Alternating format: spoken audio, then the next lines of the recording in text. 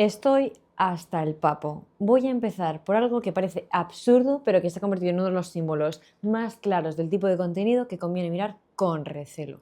Las gafas de colores. Sí, las rojas, amarillas o naranjas.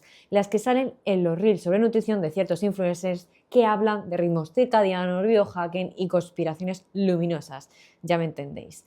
Y no lo menciono para burlarme del accesorio, sino porque se ha transformado en una especie de uniforme, una declaración visual de yo sé algo que tú no sabes, aunque lo que venga después no tenga ni un ápice de fundamento.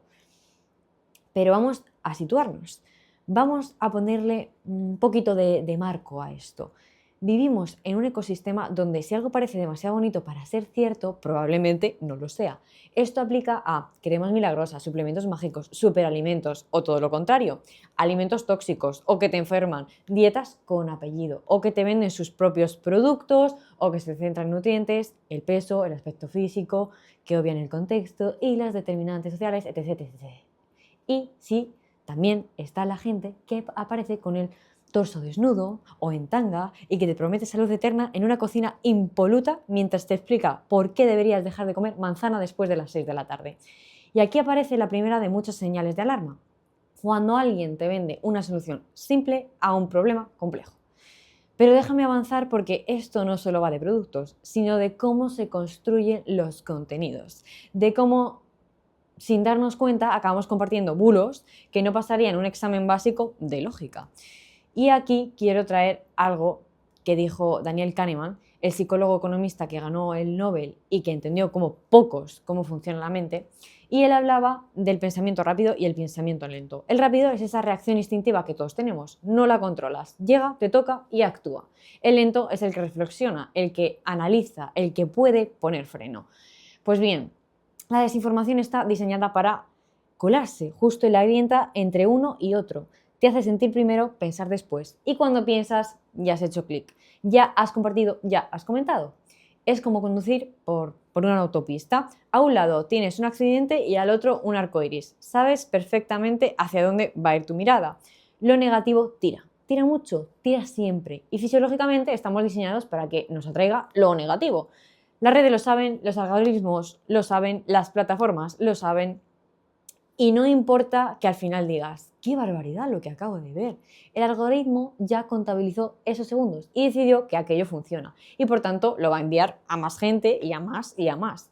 Pero eso te digo que no podemos controlar la emoción, pero sí podemos controlar qué hacemos después. Y ahí está el pequeño margen de libertad que nos queda en un entorno construido para robárnosla. Y aquí quiero volver al tema de los indicadores visuales, porque tienen más mejunje del que parece. Hoy no solo tenemos que analizar el mensaje, sino también el formato, esa forma de comunicar que ya se ha convertido en un género. Los 3 alimentos que comes todos los días y no sabes que te están destrozando por dentro. Y te hacen esperar hasta el minuto final para revelarte que, básicamente, te han tomado el pelo durante todo el vídeo. Eso es clickbait, básicamente. Y cuando aparece nutrición es clickbait con consecuencias que se traducen en miedo, en culpa, en compras compulsivas, en cambios de hábitos sin sentido y sobre todo confusión. Porque vivimos en un momento en el que la infoxicación es tan grande que hemos perdido los básicos. No sabemos cocinar unas lentejas. Es que, ¿qué dice de nosotros como sociedad el hecho de que a día de hoy la gente no sabe cómo cocinarse unas lentejas? Es que esto es un desastre, tío.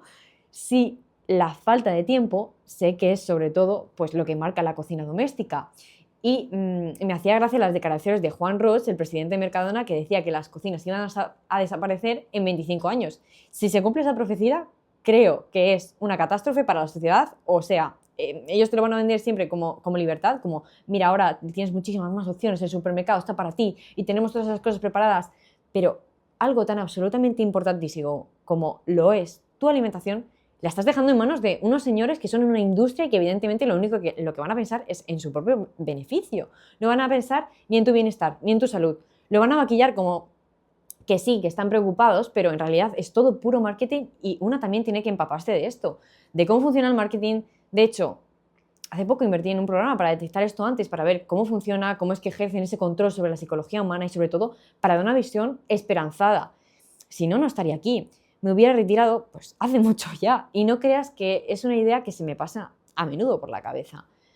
Pero bueno, siguiendo con esta infoxicación, nos cuesta distinguir en lo que es una dietista de alguien que se autoproclama coach nutricional. Ponemos en un pedestal a perfiles que llevan años repitiendo mitos y despreciamos a profesionales que llevan media vida estudiando. En este escenario de absoluto descontrol, donde hay que poner un muro de contención, un filtro en lo que los bulos se encuentren con una pared y no puedan seguir hablando más allá, pero tampoco pues quiero señalar solo a los creadores o generadores de contenido, porque estos formatos han estado siempre en medios generalistas, o vamos a decir tradicionales, como pueden ser la prensa, la tele. Vemos que esos periódicos nacionales o locales o en sus contenidos online pues buscan ese clickbait constante. Y aquí hay otro punto crítico. La autoridad no siempre implica ética. Un título oficial, el que sea, no convierte automáticamente a nadie en buena persona. En nutrición, como en cualquier profesión, hay de todo. Y tenemos que tener en cuenta que muchas personas van a utilizar ese título como arma para conseguir sus fines, que no solamente los influencers que lanzan mal contenido no es porque no estén bien informados o porque no tengan esos conocimientos adecuados. Igual lo saben perfectamente, pero hay que tener en cuenta la mala hostia que puede tener alguno y alguna. La ética no se legisla. Si hay una persona que está falta de ética, va a encontrar la manera de saltarse las normas para divulgar lo que quiera. Es igual que cuando se nos dice ¿por qué no se regula el término natural o real?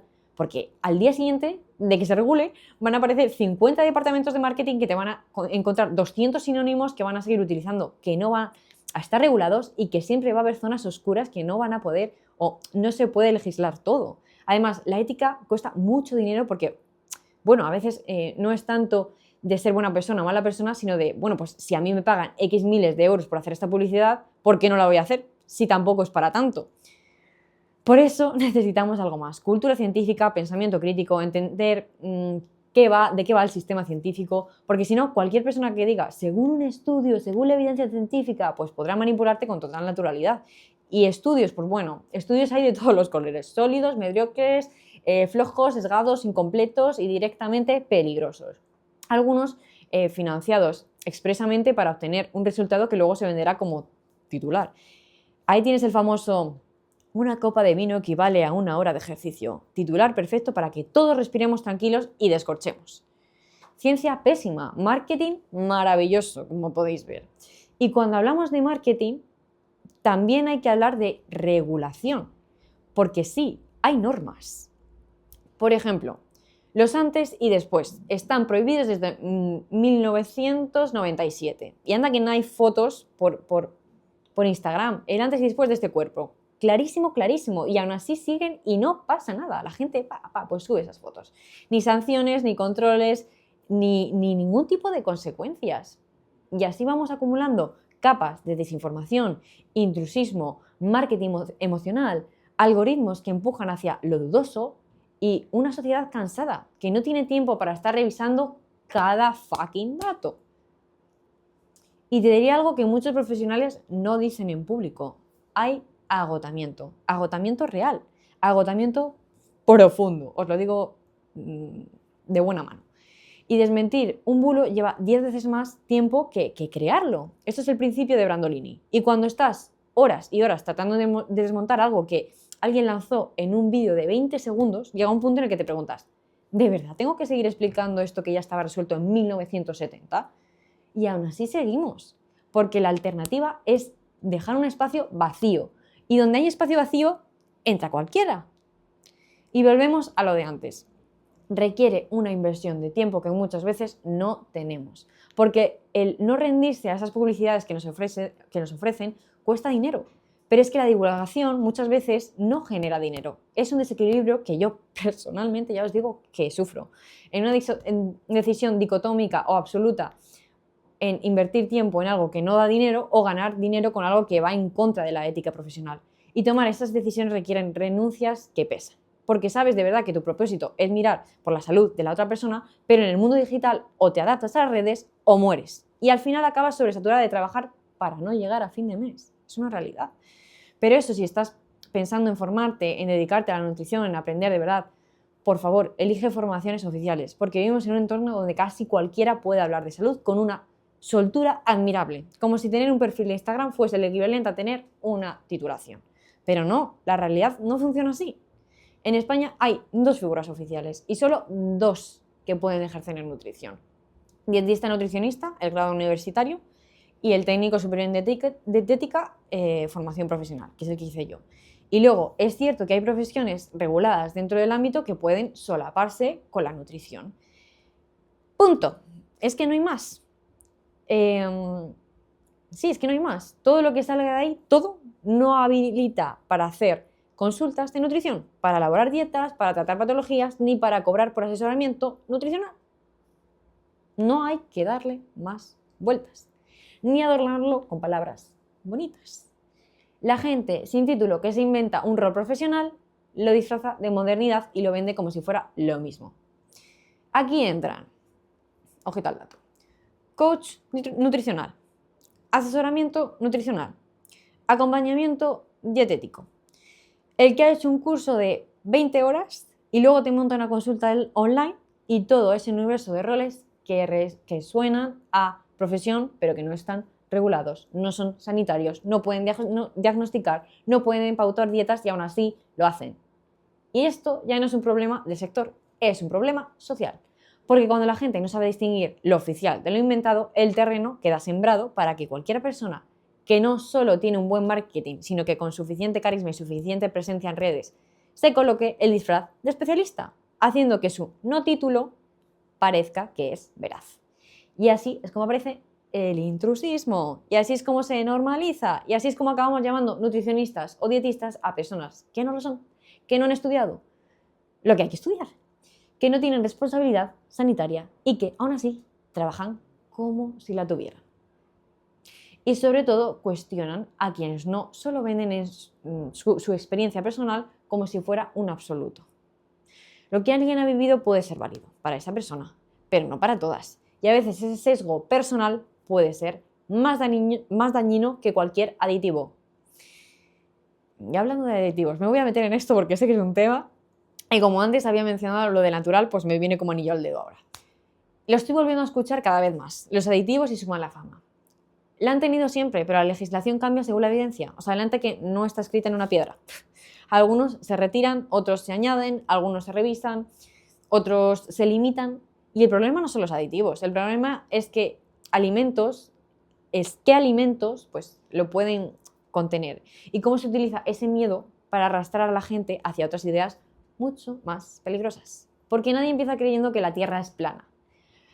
Y a priori esto puede parecer que no tiene conexión, pero claro, cuando le dices a una persona, pues a mi madre, por ejemplo, que no está en las redes sociales, le dices, mira, X persona influyente piensa que la Tierra es plana. Mi madre me dice, ¿pero qué? Estás soltando por la boca, ¿no? Y la cosa es que esta persona que llega a esta situación, vemos que mucha gente ahora piensa que nos meten chips con las vacunas, que nos fumigan con los aviones, todas estas cosas que no se llegan a pensar de un día para otro. Esto sigue un mecanismo de pensamiento, de construir una realidad alternativa y pasa por ver un vídeo y empezar a dudar.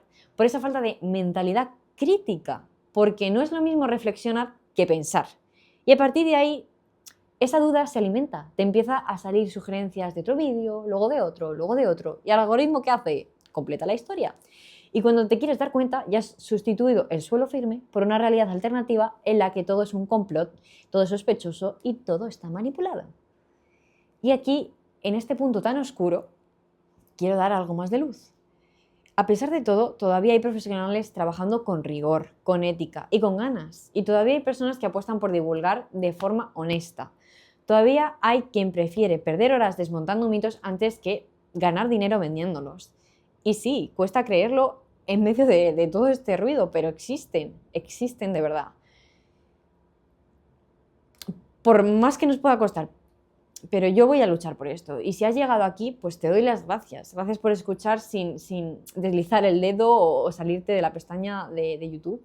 Gracias por detenerte en este espacio donde parece que todo va rápido, pero aún hay hueco para conversaciones largas.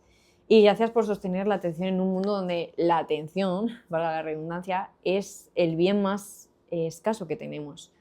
Ojalá esta reflexión sirva como ese pequeño muro de contención del que hablábamos antes, ese filtro, esa pared, ¿no?, que impide que lo dañino circule sin obstáculos, porque si conseguimos eso, aunque sea un poco, ya hemos ganado algo muy importante.